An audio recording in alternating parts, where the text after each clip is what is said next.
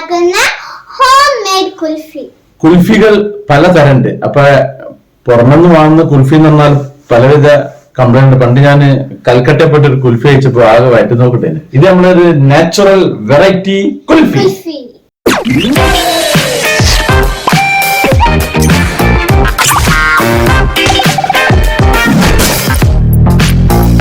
നമ്മളെ പറമ്പില് തേങ്ങ ഇടുന്ന അന്ന് ഞാൻ സ്ഥിരമായിട്ട് ഇളനീരിടിക്കും.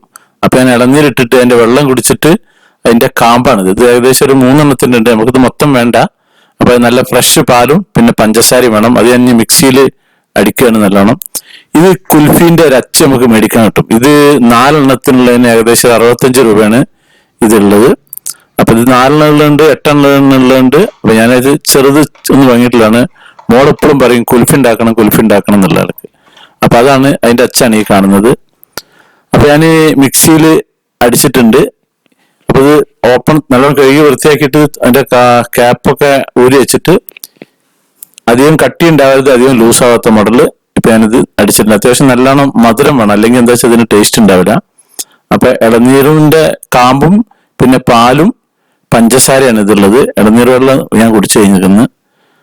അപ്പൊ ഇത് കംപ്ലീറ്റ് ഫുൾ ആയിട്ടുണ്ട്. ഇതിന്റെ ക്യാപ്പ് ഇതിൽ വെക്കുകയാണ്. ഈ ക്യാപ്പ് ഇല്ലെങ്കിൽ മറ്റേ വെറുതെ നമ്മളെ കോല് കുത്തി വെച്ചാൽ മതി. ക്യാപ്പാകുമ്പോൾ ഒരു ഭംഗിയാണ് കാണാൻ.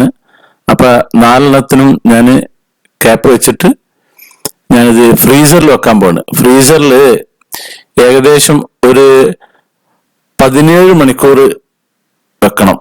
15 മണിക്കൂറിൽ കൂടുതലായിക്കാൻ നല്ലോണം ഹാർഡായി കിട്ടുക. അപ്പൊ ഞാനിതൊരു 17 മണിക്കൂർ കഴിഞ്ഞിട്ട് ഞാൻ എടുത്തിട്ട് ഒരു വലിയൊരു ബൗളിൽ വെള്ളം നിറച്ചിട്ട് കുറച്ചു നേരം ഞാൻ പുറത്ത് വെച്ചിട്ടുണ്ട്. ഇനി ഇതിലൊരു സ്വല്പം നേരം ഇതിൽ വെക്കുക.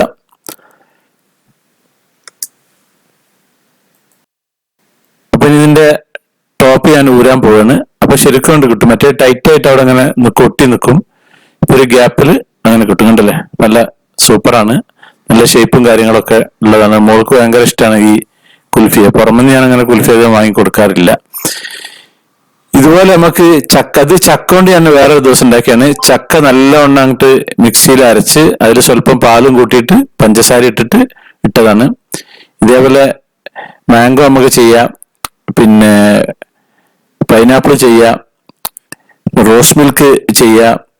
എല്ലാ ഐറ്റവും നമുക്ക് ഇതുപോലെ ഉണ്ടാക്കാം. അപ്പൊ ഞാനിത് പിന്നെ ഫ്രിഡ്ജിൽ വെക്കാൻ പോകുന്നു. ഞാൻ നേരത്തെ പറഞ്ഞ പോലെ ചുരുങ്ങിയത് ഒരു 15 മണിക്കൂറിന്റെ മുകളിൽ വെക്കണം, എന്നെങ്കിൽ അത് നല്ലോണം ഹാർഡായി വരിക. പിന്നെ അതുമല്ല നല്ല ലൂസായിട്ടായിരിക്കണം അതിന്റെ ലിക്വിഡ്, എന്നെങ്കിൽ അത് ഹാർഡായി കിട്ടും. അല്ലാണ്ട് കട്ടിയുള്ളതാണെങ്കിൽ അത് ഹാർഡായി കിട്ടൂല. സാക്സ് വെറൈറ്റീസ് ചാനൽ നിങ്ങൾ ആദ്യമായിട്ട് കാണുന്നവരാണെങ്കിൽ അത് സബ്സ്ക്രൈബ് ചെയ്യാൻ മറക്കരുത്, ലൈക്ക് ചെയ്യാൻ മറക്കരുത്, കമന്റ് ചെയ്യാൻ മറക്കരുത്, ഷെയർ ചെയ്യാൻ മറക്കരുത്. Thank you.